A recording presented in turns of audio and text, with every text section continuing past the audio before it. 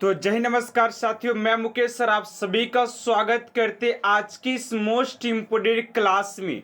Student, अगर आप सभी भी आरपीएफ परीक्षा 2024 एग्जाम की तैयारी कर रहे तो यकीन मानिए स्टूडेंट, आज की क्लास आप सभी के लिए काफ़ी ज़्यादा मोस्ट इम्पोर्टेंट होने वाला है, क्योंकि स्टूडेंट आज की इस क्लास के अंदर आप सभी के लिए इतिहास के 200 प्रश्नों का संग्रह आज की इस क्लास के अंदर लिया गया है।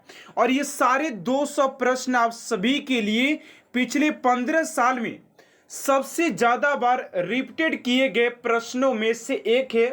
तो आप लोगों से एक ही रिक्वेस्ट है कि सारे क्वेश्चन को आप लोग एंड तक जोड़ देखिएगा, क्योंकि सारे प्रश्न आप सभी के लिए काफी ज्यादा इंपॉर्टेंट हो जाते हैं, क्योंकि ये 200 प्रश्नों में आप सभी के लिए सारे प्रश्न यार काफी ज्यादा मोस्ट इंपोर्टेंट है। अगर आप लोग भी उस वर्दी के सपने को साकार करना चाहते हैं तो आज की इस क्लास को आप लोग एंड तक जोड़ देखिएगा, क्योंकि आज की क्लास आप सभी के लिए एग्जाम ओरिएंटेड होने वाला है। तो चलिए स्टूडेंट, आज की इस क्लास को स्टार्ट करते हैं पहले प्रश्न के साथ कि पहला प्रश्न आप सभी का क्या दिया गया है।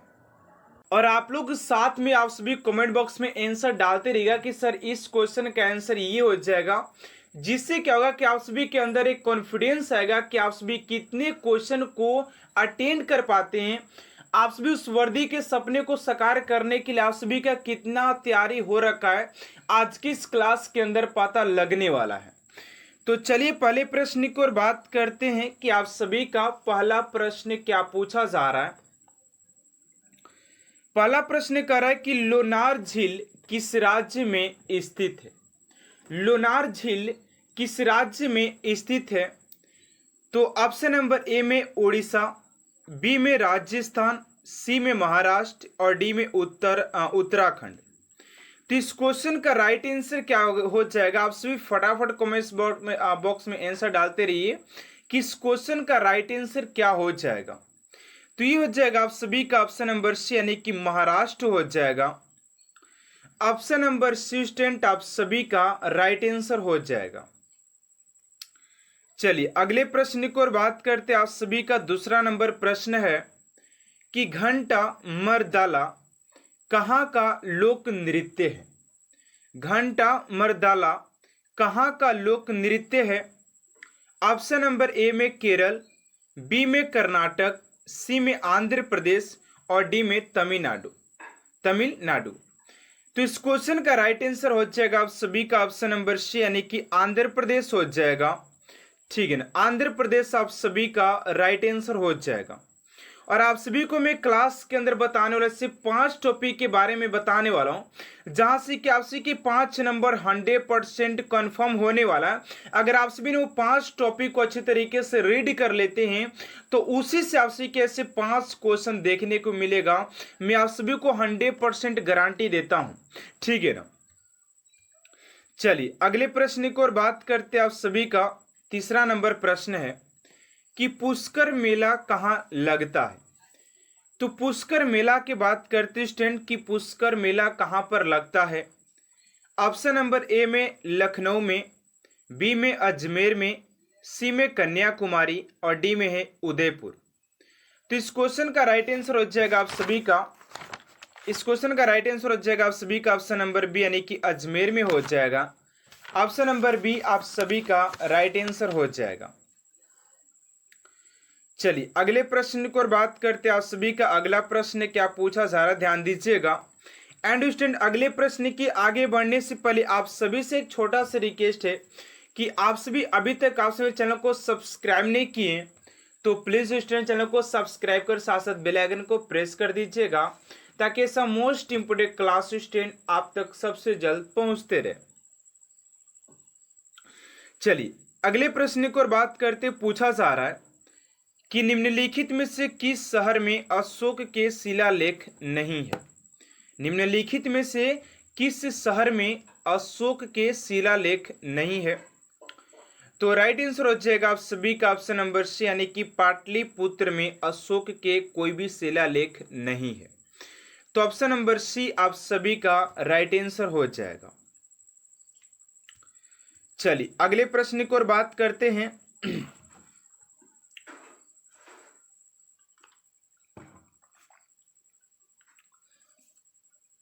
अगला प्रश्न है 5 नंबर कि गुप्त काल के सर्वाधिक लोकप्रिय देवता कौन थे।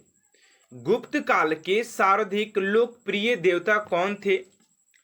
ऑप्शन नंबर ए में शिव, बी में विष्णु, सी में बुध और डी में सूर्य।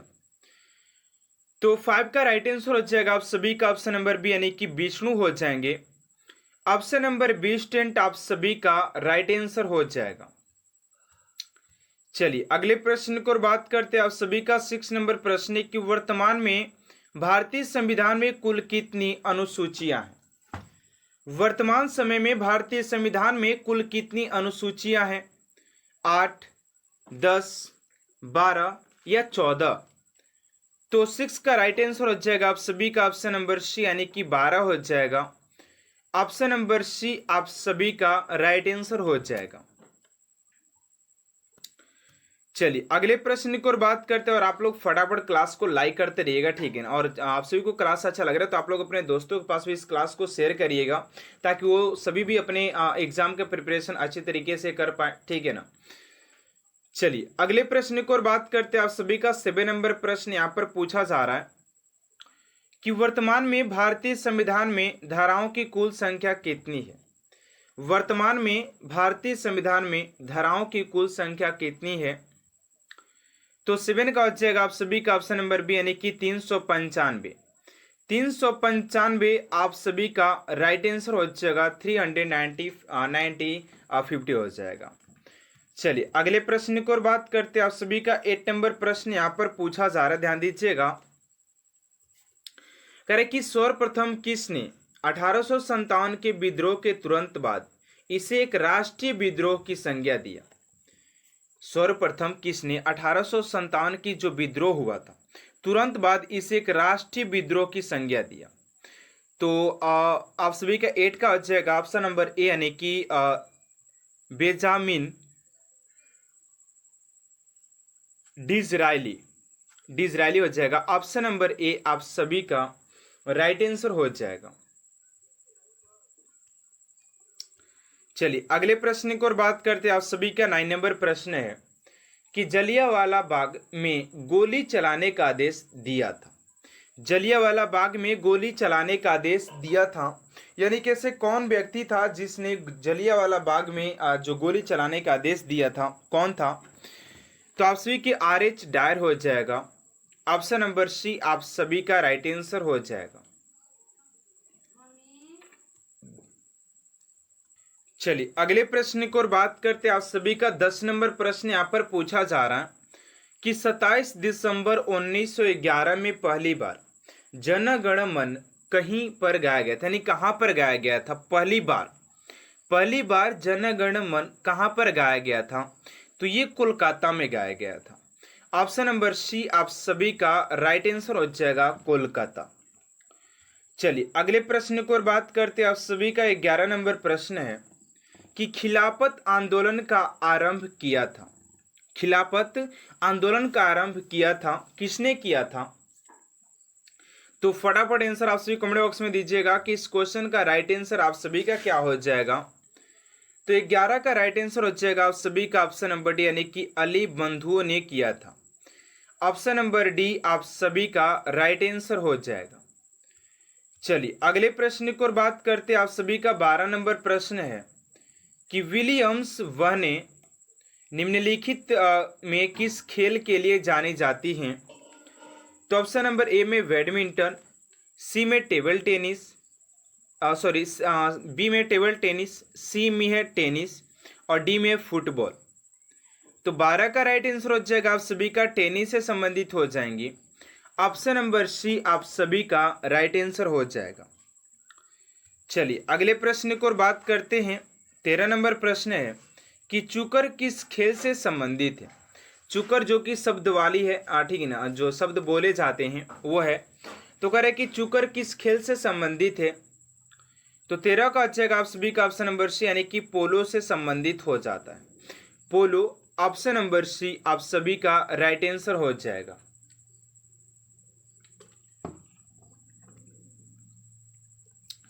चलिए अगला प्रश्न आपसे का कि गोबी मरुस्थल किस देश में स्थित है। तो गोबी मरुस्थल की बात करते हैं स्टूडेंट कि आप सभी के गोबी मरुस्थल किस देश में हो जाएगा। तो फटाफट आंसर आप सभी कमेंट बॉक्स में डालिएगा कि इस क्वेश्चन का राइट आंसर क्या हो जाएगा। तो 14 का आ जाएगा आप सभी का मलेशिया में। Option number C Malaysia is right answer हो जाएगा। चलिए अगले प्रश्न की ओर बात करते हैं। आप सभी का 15 नंबर प्रश्न है कि नदी जो समुद्र में मिलने से पूर्व एक विस्तृत मरुस्थल से गुजरती है वह है। तो 15 का राइट आंसर हो जाएगा आप सभी का कोलोरेडो हो जाएगा। ऑप्शन नंबर डी आप सभी का राइट आंसर हो जाएगा कोलोरेडो हो जाएगा।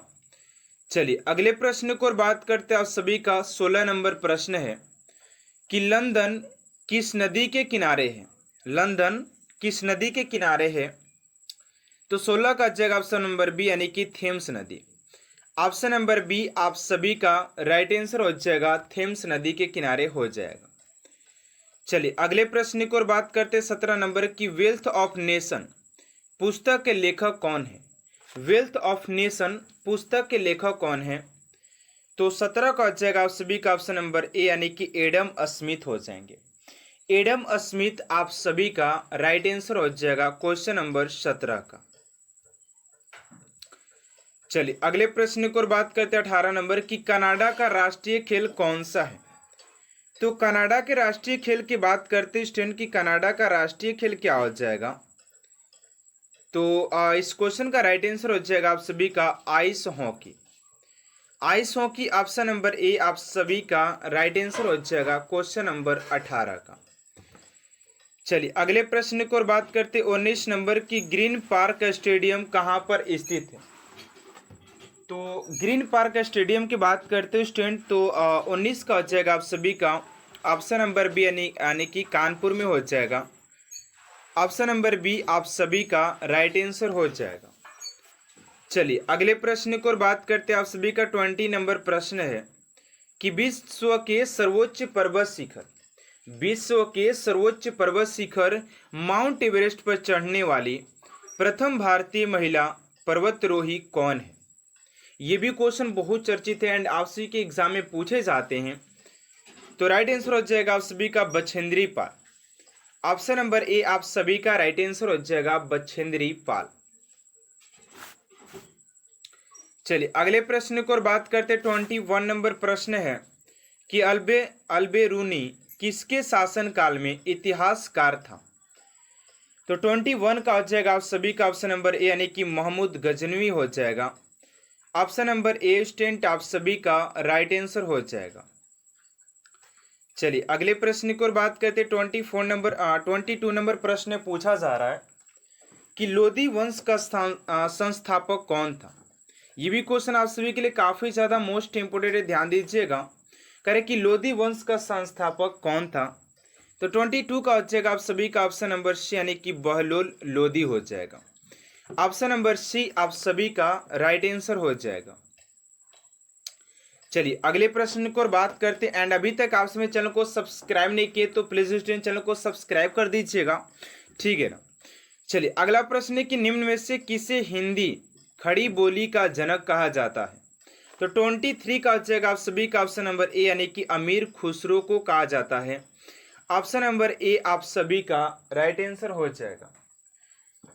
चलिए अगले प्रश्न की ओर बात करते हैं 24 नंबर है और अभी मैं आप सभी के वो 5 टॉपिक ऊपर डिस्कस करने वाला हूं कि आखिर ये 5 टॉपिक ऐसा कौन सा है जिससे कि आप सभी के एग्जाम में 100% लिखित है कि यहाँ से 5 क्वेश्चन आप सभी के इस टॉपिक से पूछेगा ही पूछेगा।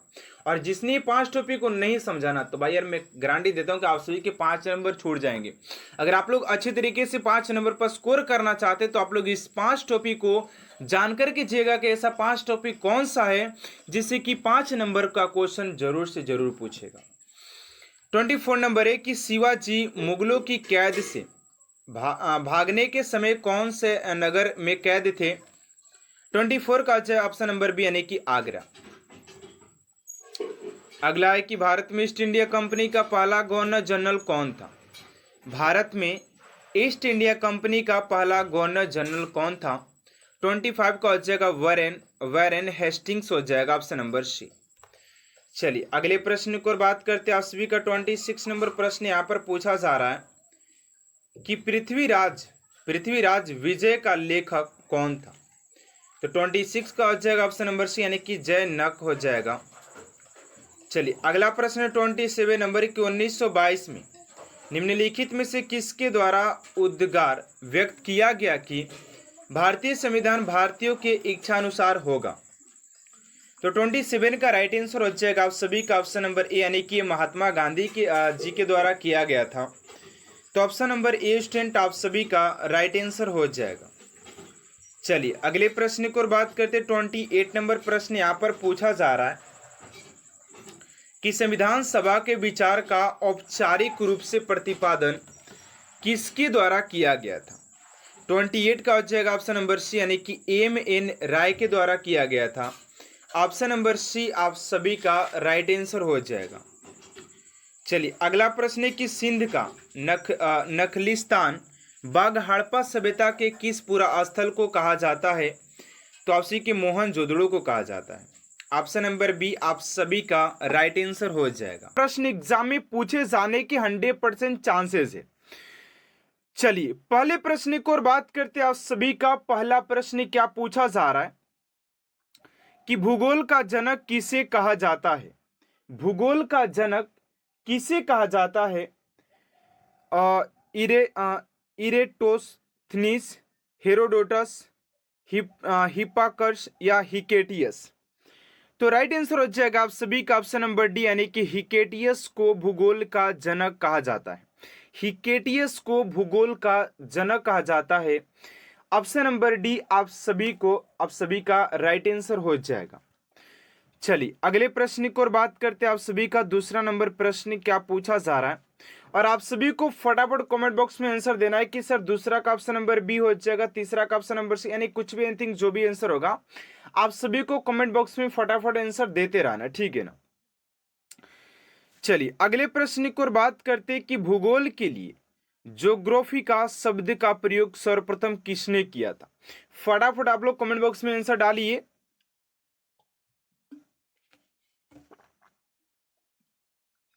ऑप्शन नंबर ए में दिया है हेरोडोटस, बी में दिया है हिकेटियस, सी में दिया हिप्पाकर्स और डी में दिया है इरेटोस्थनीस। तो राइट आंसर क्या हो जाएगा आप सभी का ऑप्शन नंबर डी आप सभी का राइट आंसर हो जाएगा क्वेश्चन नंबर 2 का। चलिए अगले प्रश्न की ओर बात करते हैं। आप सभी का थर्ड नंबर प्रश्न क्या पूछा जा रहा है, ध्यान दीजिएगा। करे कि मानव भूगोल का पिता निम्नलिखित में से किसको कहा जाता है। मानव भूगोल का पिता निम्नलिखित में से किसको कहा जाता है। ऑप्शन नंबर ए में कार्ल रिटर, बी में जीन ब्रोन्स, सी में हमबोल्ट और डी में हिप्पाकर्स। तो थर्ड का जो राइट आंसर हो जाएगा आप सभी का कार्ल रिटर हो जाएगा। ऑप्शन नंबर ए स्टूडेंट आप सभी का राइट आंसर हो जाएगा क्वेश्चन नंबर 3 का। चलिए अगले प्रश्न की ओर बात करते हैं स्टूडेंट। उससे पहले आप सभी से एक छोटा सा रिक्वेस्ट है कि अभी तक आप सभी चैनल को सब्सक्राइब नहीं किए तो प्लीज स्टूडेंट इस चैनल को सब्सक्राइब कर साथ साथ बेल आइकन को प्रेस कर दीजिएगा ताकि ऐसा मोस्ट इम्पोर्टेंट क्लास स्टूडेंट आप तक सबसे जल्द पहुंचते रहे। चलिए अगले प्रश्न की ओर बात करते हैं। आप सभी का फोर्थ नंबर प्रश्न क्या पूछा जा रहा है। करें कि भूगोल को मानव परिस्थितिकी के रूप में परिभाषित करने वाला विद्वान कौन है। हेटनर, जीन ब्रून्स या एच बोरेज या इरेडोस्थनीस। तो 4 का राइट आंसर हो जाएगा आप सभी का एच बोरोज हो जाएंगे। ऑप्शन नंबर सी आप सभी का राइट आंसर हो जाएगा क्वेश्चन नंबर 4 का।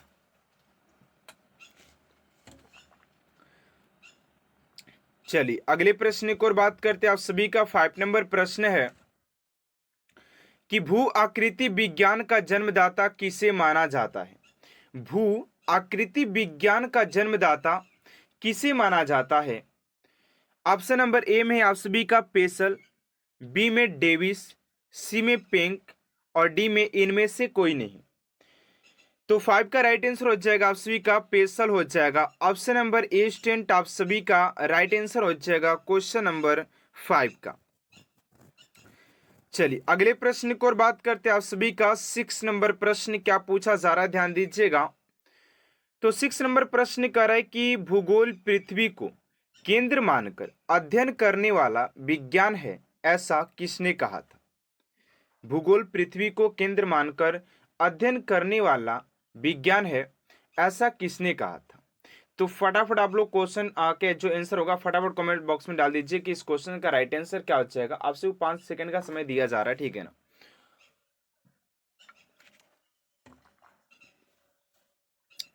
तो राइट आंसर हो जाएगा आप सभी का वेरेनियस हो जाएगा। ऑप्शन नंबर ए स्टूडेंट आप सभी का राइट आंसर हो जाएगा वेरेनियस। चलिए अगले प्रश्न की ओर बात करते हैं। आप सभी का 7 नंबर प्रश्न है कि सौर मंडल के बारे में विश्व के समक्ष जानकारी प्रस्तुत करने का श्रेय किस विद्वान को है। सौरमंडल के बारे में विश्व के समक्ष जानकारी प्रस्तुत करने का श्रेय किस विद्वान का है। ऑप्शन नंबर ए में कोपरनिकस, बी में केपलर, सी में गैलीलियो और डी में है इनमें से कोई नहीं। तो 7 का राइट आंसर हो जाएगा आप सभी का कोपरनिकस को हो जाएगा। ऑप्शन नंबर ए आप सभी का राइट आंसर हो जाएगा। चलिए अगले प्रश्न की ओर बात करते हैं। आप सभी का 8 नंबर प्रश्न है। चलिए अगले प्रश्न की ओर बात करते हैं कि सूर्य के चारों ओर घूमने वाले खगोलीय पिंड क्या कहलाते हैं।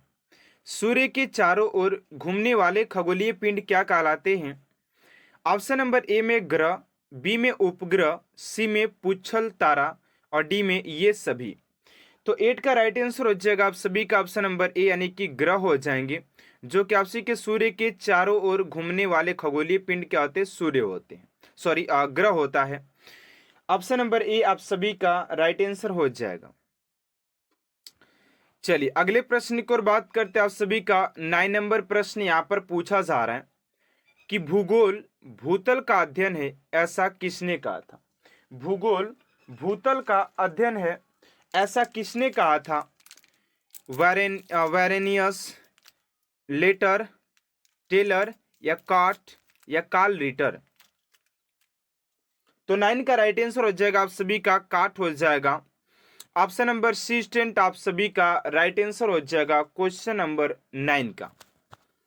चलिए अगले प्रश्न की ओर बात करते हैं। आप सभी का 10 नंबर प्रश्न है कि सौरमंडल में कुल कितने ग्रह हैं। सौरमंडल में कुल कितने ग्रह हैं। 12, 8, 9 या 8। पहले 12, 10, 9, 8।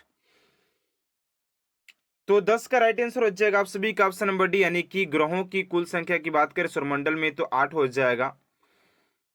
सबसे बड़े ग्रह की बात करें तो बृहस्पति, सबसे छोटे की बात करें तो बुध हो जाएगा, ठीक है ना। चलिए अगले प्रश्न की ओर बात करते हैं। आप सभी का 11 नंबर प्रश्न यहां पर पूछा जा रहा है कि किस ग्रह के चारों ओर परिक्रमा करने वाले छोटे आकाशीय पिंड को क्या कहते हैं।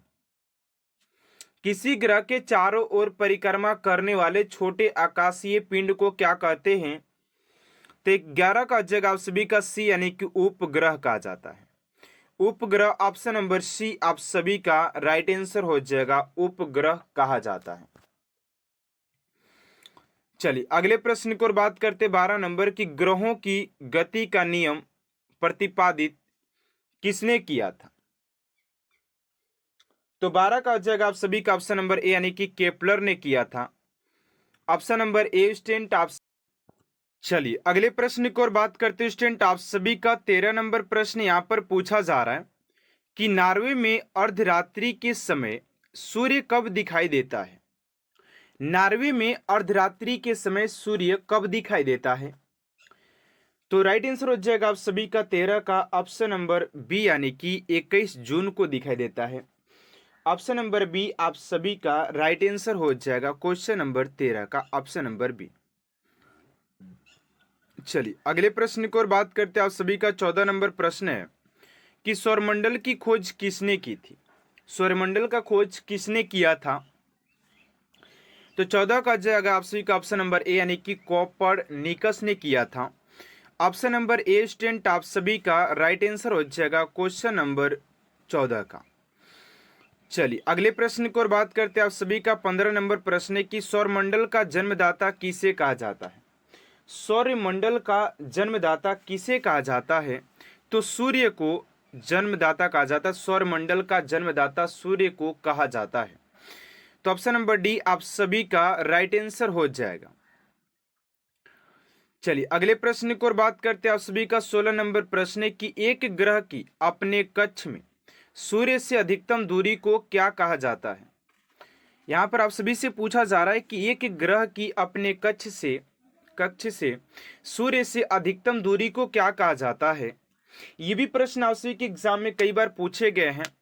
तो राइट आंसर हो जाएगा आप सभी का अपसौर कहा जाता है, यानी कि अधिकतम दूरी को अपसौर कहा जाता है। चलिए अगले प्रश्न की ओर बात करते हैं। 17 नंबर की एक ग्रह की अपने कक्ष में सूर्य से न्यूनतम दूरी को क्या कहा जाता है। अभी हम लोगों ने देखा कि दूर वाले दूरी को अधिकतम दूरी को हम लोगों ने अपसौर कहा था। तो न्यूनतम दूरी की अगर बात किया जाए तो आपसी के उपसौर कहा जाता है। उपसौर ऑप्शन नंबर ए। ठीक है, चलिए अगले प्रश्न की ओर बात करते हैं। 18 नंबर प्रश्न है कि अंतरिक्ष में कुल कितने तारामंडल है। अंतरिक्ष में कुल कितने तारामंडल है। तो 18 का हो जाएगा आप सभी का ऑप्शन नंबर डी, यानी कि 89 हो जाएगा। 89 ऑप्शन नंबर डी। चलिए अगले प्रश्न की ओर बात करते हैं। आप सभी का 19 नंबर प्रश्न है कि पार्थिव ग्रहों की संख्या कितनी है। पार्थिव ग्रहों की संख्या कितनी है। 5, 8, 4 या 7। फटाफट आंसर दीजिए कमेंट बॉक्स में।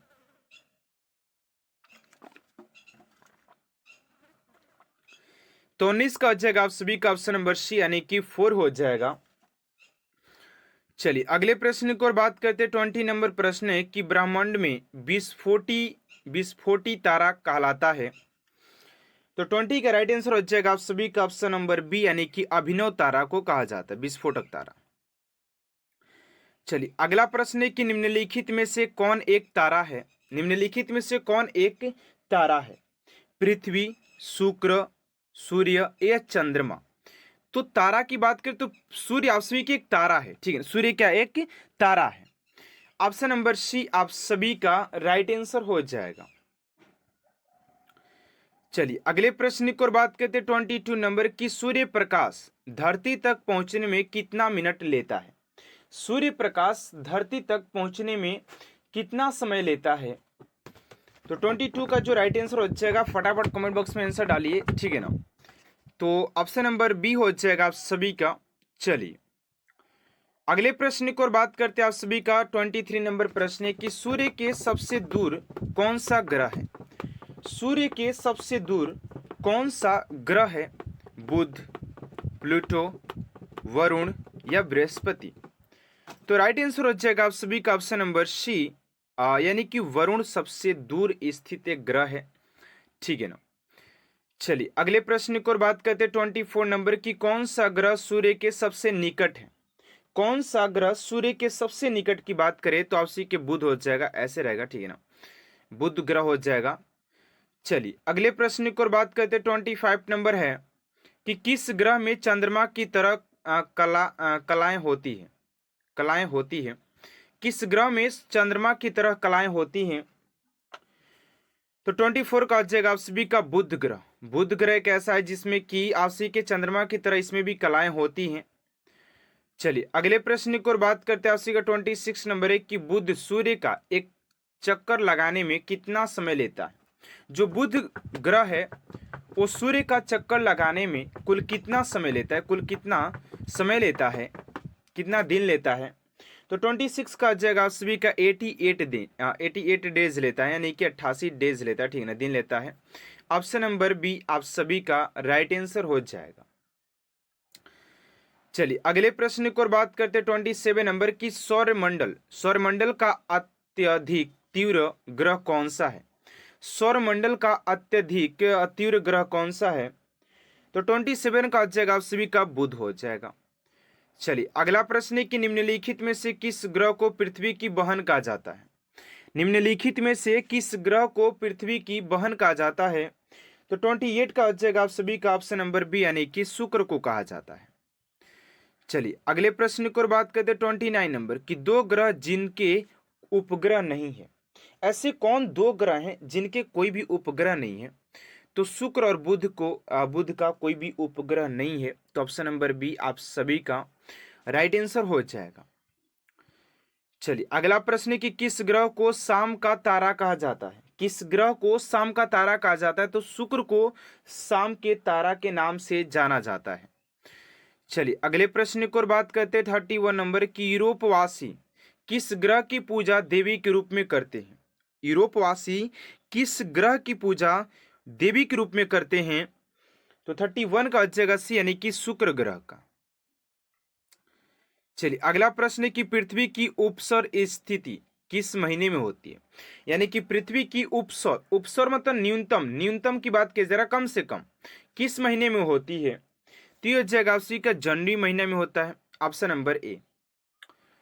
चलिए अगले प्रश्न की ओर बात करते हैं 33 नंबर की, पृथ्वी की सबसे ऊपरी परत के लिए सर्वप्रथम सियाल शब्द का प्रयोग किसने किया है? पृथ्वी की सबसे ऊपरी परत के लिए सर्वप्रथम सियाल शब्द का प्रयोग किसने किया है? तो 33 का जगह का स्वेस हो जाएगा, स्वेस, ऑप्शन नंबर ए। चलिए अगले प्रश्न की ओर बात करते हैं 34 नंबर की, पृथ्वी के किस भाग में निकेल और लोहा की प्रधानता है? पृथ्वी के किस भाग में निकेल और लोहा की प्रधानता है? तो 34 का जगह का ऑप्शन नंबर बी यानी कि नीफे हो जाएगा। ऑप्शन नंबर बी आप सभी का राइट आंसर हो जाएगा, नीफे।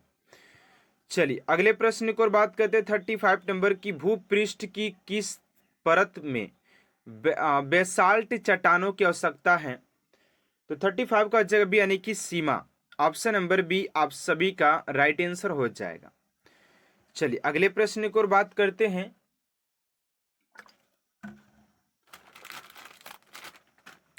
अगला प्रश्न की, पृथ्वी की आंतरिक संरचना के संबंध में महत्वपूर्ण जानकारी स्रोत क्या है? तो 36 का जगह आप सभी का ऑप्शन नंबर डी यानी कि भूकंप विज्ञान हो जाएगा। चलिए अगला प्रश्न आवश्यक कि पृथ्वी के कुल द्रव्यमान का लगभग कितना प्रतिशत मेटल में पाया जाता है?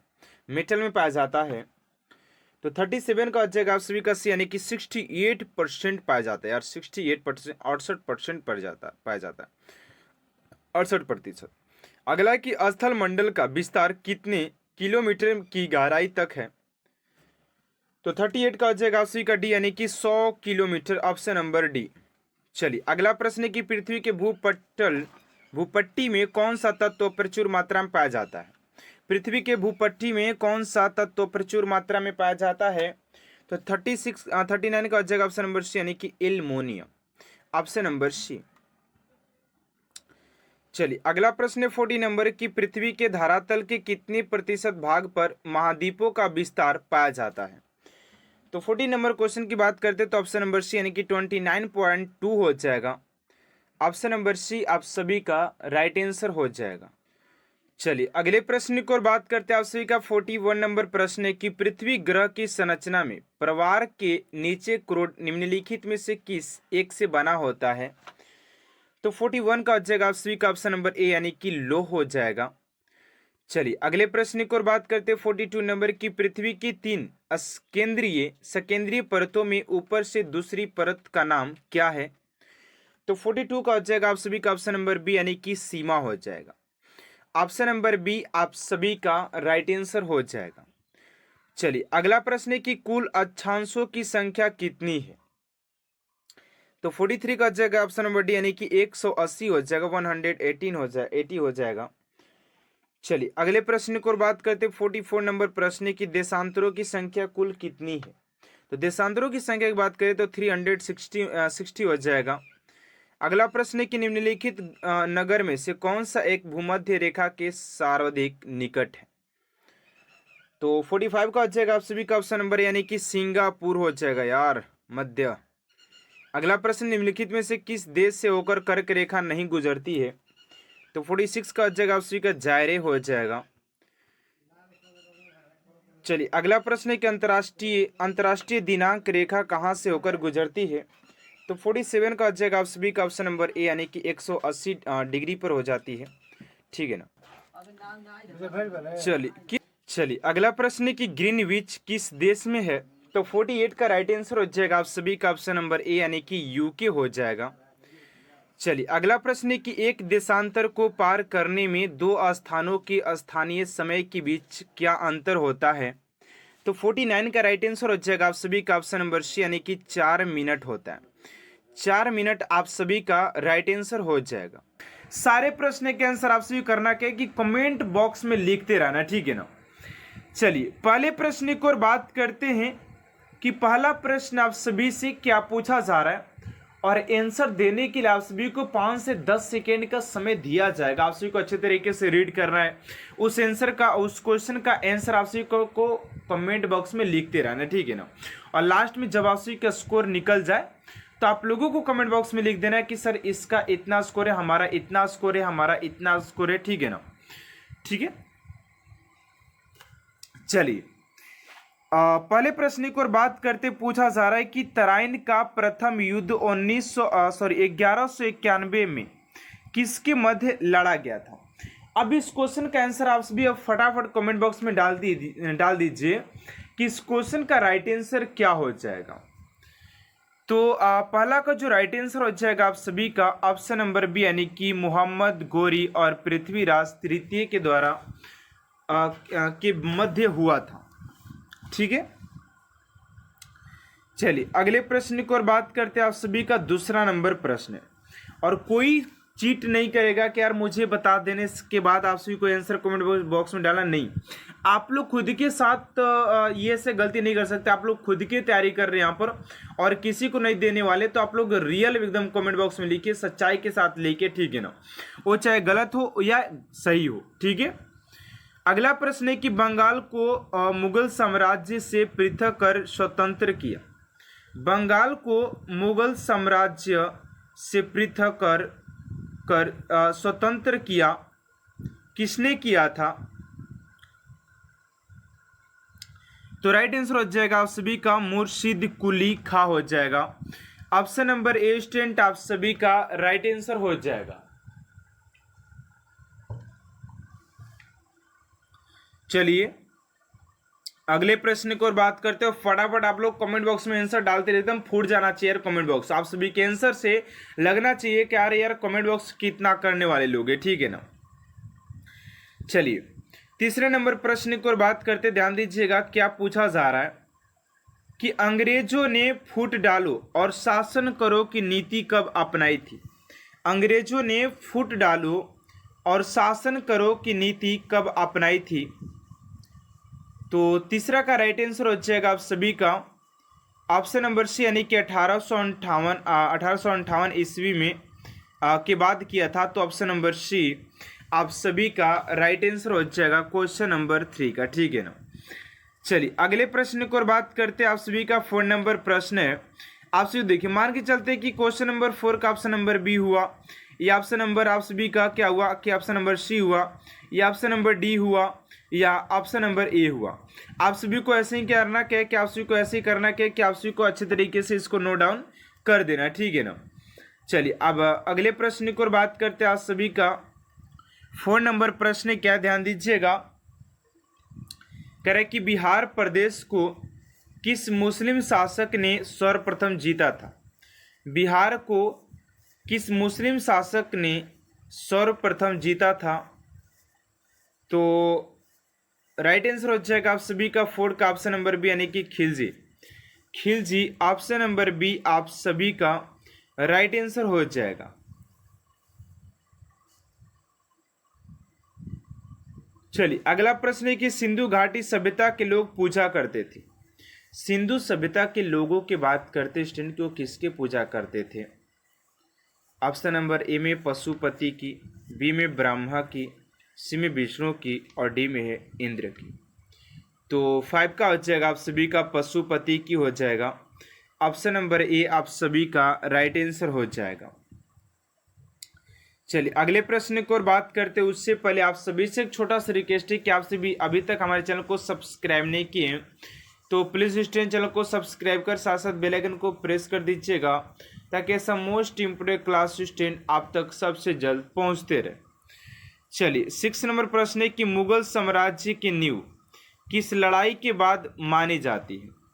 मुगल साम्राज्य की नींव किस लड़ाई के बाद मानी जाती है। तो 6 का हो जाएगा आप सभी का, 6 का हो जाएगा आप सभी का ऑप्शन नंबर ए यानी कि पानीपत की प्रथम लड़ाई। पानीपत की प्रथम लड़ाई आप सभी का राइट आंसर हो जाएगा क्वेश्चन नंबर 6 का, पानीपत की प्रथम लड़ाई। चलिए अगले प्रश्न की ओर बात करते हैं। आप सभी का 17 नंबर प्रश्न क्या पूछा जा रहा है, ध्यान दीजिएगा। करें कि मुगल वंश की स्थापना भारत में कब हुई। मुगल वंश की स्थापना भारत में कब हुई थी। तो 7 का हो जाएगा आप सभी का ऑप्शन नंबर सी यानी कि 1526 में। 1526 ऑप्शन नंबर सी आप सभी का राइट आंसर हो जाएगा क्वेश्चन नंबर 7 का। चलिए अगले प्रश्न की ओर बात करते हैं। आप सभी का अगला प्रश्न क्या पूछा जा रहा है, ध्यान दीजिएगा। अगला प्रश्न है आप सभी का 8 नंबर की प्लासी का युद्ध कब लड़ा गया था। अब आप लोग फटाफट इस क्वेश्चन का राइट आंसर कमेंट बॉक्स में डाल दीजिएगा। इस क्वेश्चन का राइट आंसर क्या हो जाएगा, ठीक है ना। काफी सिंपल और काफी इजी प्रश्न है। फटाफट इसका आंसर आप सभी कमेंट बॉक्स में डाल दिए कि इस क्वेश्चन का राइट आंसर क्या हो जाएगा। तो यहाँ पर पूछा जा रहा है आप सभी से कि प्लासी का युद्ध कब लड़ा गया था, ठीक है ना। तो प्लासी के युद्ध की बात करते हैं तो 8 का हो जाएगा आप सभी का ऑप्शन नंबर यानी कि 23 जून 1757 हो जाएगा। चलिए अगले प्रश्न की ओर बात करते हैं। 9 नंबर की बक्सर का युद्ध कब आरंभ हुआ था। तो बक्सर के युद्ध की बात करते हैं तो ये हुआ था आप सभी के 1763 में। चलिए अगला प्रश्न आप सभी का 10 नंबर कि किस देश को यूरोप का मरीज कहा जाता है। किस देश को यूरोप का मरीज कहा जाता है। तो 10 का हो जाएगा आप सभी का ऑप्शन नंबर डी यानी कि तुर्की को यूरोप का मरीज कहा जाता है। ऑप्शन नंबर डी आप सभी का राइट आंसर हो जाएगा क्वेश्चन नंबर 10 का। चलिए अगले प्रश्न की ओर बात करते हैं। आप सभी का अगला प्रश्न 11 नंबर कि जर्मनी का एकीकरण कब पूरा हुआ था। तो जर्मनी के एकीकरण की बात करते हैं स्टूडेंट कि जर्मनी का एकीकरण कब पूरा हुआ था। तो 11 का जो राइट आंसर हो जाएगा आप सभी का 11 का ऑप्शन नंबर हो जाएगा डी यानी कि 1871 में। 1871 आप सभी का राइट आंसर हो जाएगा क्वेश्चन नंबर 11 का।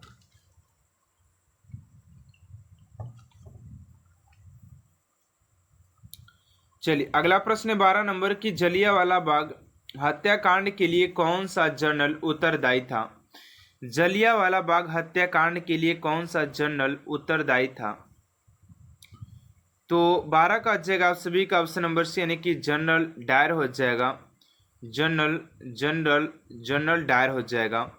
ऑप्शन नंबर सी आप सभी का राइट आंसर हो जाएगा क्वेश्चन नंबर 12 का। चलिए अगले प्रश्न को बात कर लेते हैं। आप सभी का अगला प्रश्न क्या 14 नंबर कि प्रथम मयूर युद्ध किसके बीच लड़ा गया था। प्रथम मयूर युद्ध किसके द्वारा लड़ा गया था।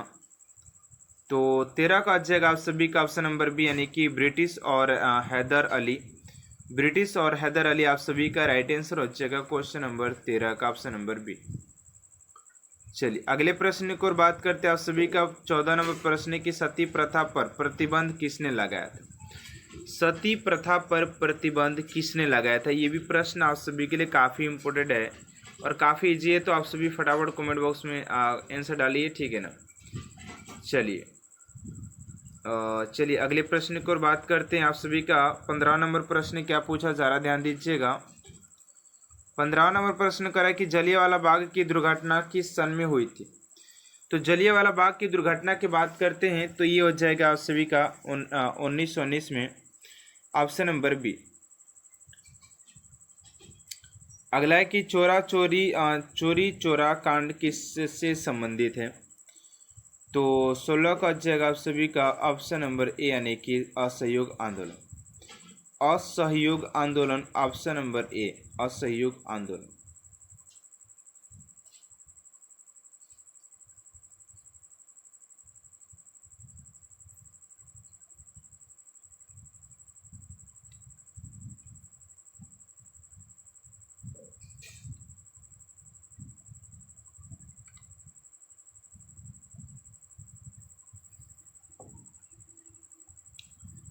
देखा। चलिए अगले प्रश्न को यहाँ पर हो जाएगा असहयोग आंदोलन, ऑप्शन नंबर ए हो जाएगा 16 का। चलिए अगले प्रश्न को और बात करते हैं आप सभी का 17 नंबर प्रश्न क्या पूछा जा रहा है, ध्यान दीजिएगा। कह रहे कि भारत में खोजा गया सबसे पहला और पुराना शहर कौन सा है। तो भारत में खोजे गए सबसे पुराना शहर की बात करते तो आप सभी का 17 का हो जाएगा, आप सभी का बी यानी कि हड़प्पा हो जाएगा, option number B. Option number B आप सभी का राइट आंसर हो जाएगा। चलिए अगले प्रश्न को और बात करते हैं 18 नंबर प्रश्न यहाँ पर पूछा जा रहा है कि किस वेद में प्राचीन वैदिक युग की संस्कृति के बारे में सूचना दी गई है। तो 18 का जाएगा आप सभी का ऑप्शन नंबर ए यानी कि ऋग्वेद हो जाएगा, ऋग्वेद। चलिए अगला प्रश्न आप सभी का कि हड़प्पावासी किस वस्तु के उत्पादन में सर्वप्रथम थे। तो 19 का जाएगा आप सभी का ऑप्शन नंबर ए यानी कि कपास की खेती में, ऑप्शन नंबर ए आप सभी का राइट आंसर हो जाएगा कपास। चलिए अगला प्रश्न आप सभी का कि सोने के सर्वाधिक सिक्के किस काल में जारी किए गए थे। तो गुप्त काल में। कौन से काल में। तो गुप्त काल में बहुत सारे सिक्के क्या किए गए थे, जारी किए गए थे। तो ऑप्शन नंबर ए हो जाएगा। अगला प्रश्न है कि किस गुप्तकालीन शासक को कविराज कहा जाता है। किस गुप्तकालीन शासक को कविराज कहा जाता है। तो 21 का जाएगा आप सभी का ऑप्शन नंबर सी यानी कि समुद्रगुप्त। चलिए अगले प्रश्न को और बात करते हैं 22 नंबर के गुप्त वंश का संस्थापक कौन था। गुप्त वंश का संस्थापक कौन था। तो 22 का हो जाएगा आप सभी का ऑप्शन नंबर हो जाएगा ए यानी कि श्रीगुप्त हो जाएगा, श्रीगुप्त। चलिए अगले प्रश्न की ओर बात करते हैं 23 नंबर कि भीमबेटका किस लिए प्रसिद्ध है। तो भीमबेटका की बात करें जो कि एक गुफा है, तो ये आप सभी के गुफाओं के शैल चित्र के लिए हो जाएगा, ऑप्शन नंबर सी। चलिए अगले प्रश्न की ओर बात करते हैं आप सभी को 24 नंबर है कि मानव द्वारा सर्वप्रथम प्रयुक्त अनाज कौन था। तो मानव द्वारा सबसे पहले प्रयुक्त अनाज की बात करते तो चावल हो जाएगा, ठीक है। चलिए अगले प्रश्न की ओर बात करते हैं कि गौतम बुद्ध द्वारा भीष्म संघ की स्थापना कहाँ की गई थी। तो 25 का हो जाएगा सभी का ऑप्शन नंबर बी यानी कि कपिल वस्तु में, कपिल वस्तु ऑप्शन नंबर बी।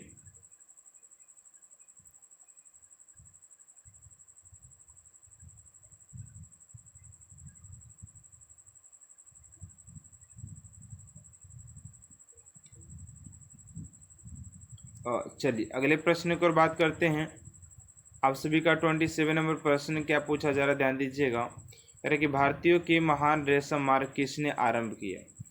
कह रहे कि भारतीयों के महान रेशम मार्ग किसने तैयार किया, किसने तैयार किया। तो 26 का 26 का ऑप्शन नंबर बी यानी कि कनिष्क हो जाएगा, ऑप्शन नंबर बी यानी कि कनिष्क हो जाएगा। चलिए अगले प्रश्न की ओर बात करते हैं 27 नंबर की गुप्त वंश का वह राजा कौन था जिसे हुणों को भारत पर आक्रमण करने से रोका था। तो 27 का जाएगा आप सभी का ऑप्शन नंबर हो जाएगा बी यानी कि स्कंद गुप्त हो जाएगा। चलिए अगले प्रश्न की ओर बात करते हैं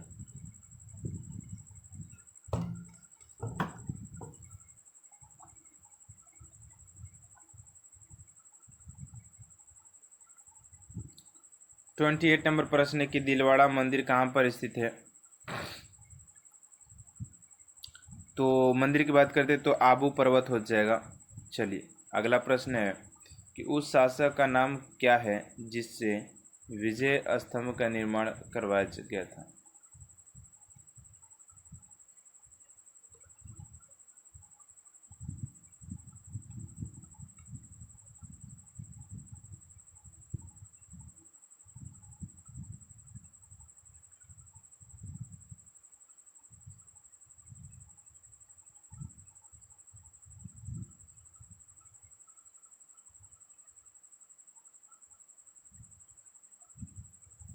चलिए तो 29 का हो जाएगा आप सभी का ऑप्शन नंबर ए यानी कि राणा कुंभा हो जाएगा। अगला प्रश्न है कि एलोरा गुफाओं का निर्माण करवाया था। तो एलोरा गुफाओं की बात करते हैं तो ये उसी के राष्ट्रकूटों ने करवाया था। अगला प्रश्न भारत मुस्लिम राज का संस्थापक माना जाता है। तो माना जाता है उसी के मोहम्मद गोरी को, मोहम्मद गोरी।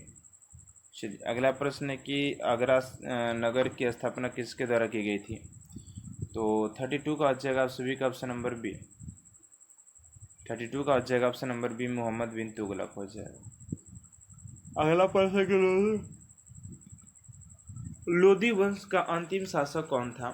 तो 33 का हो जाएगा आप सभी का ऑप्शन नंबर ए यानी कि इब्राहिम लोदी हो जाएगा।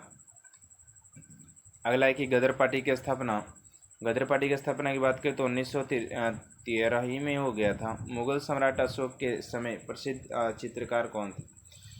तो ये हो जाएगा आप सभी का 35 का ऑप्शन नंबर डी यानी कि 10 वंत हो जाएगा। देखिए अब आप लोग को मैं वो नहीं सिखाने वाला यहाँ पर कि आप लोग थंबनेल कैसे बनाते हैं।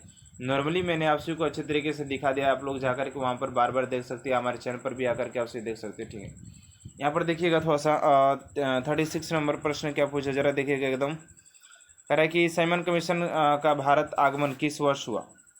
तो ये हो जाएगा आप सभी का सी यानी कि 1928 में। भारतीय कम्युनिस्ट पार्टी का अंतिम अस्तित्व किस रूप में आया?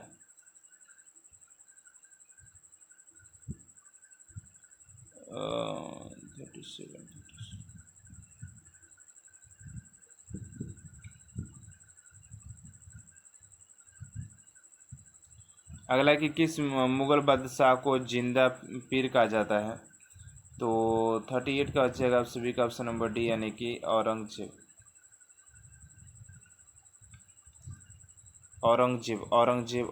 Option number D. 38 का ऑप्शन नंबर डी। अगला प्रश्न है कि चालुक्य किसके प्रधानमंत्री था? Option number A Chalukya.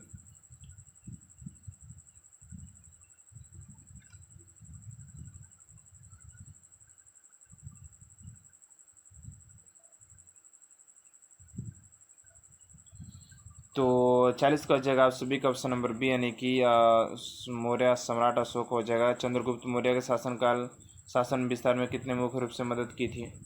तो ये हो जाएगा सी यानी कि चाणक्य।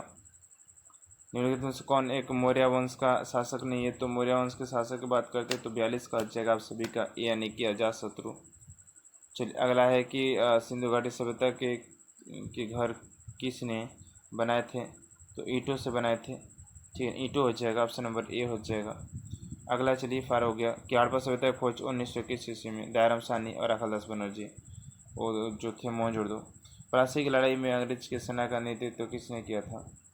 तो 45 का आंसर क्या दिया गया है? 45 ऑप्शन नंबर यानी कि रॉबर्ट क्लाइव ने।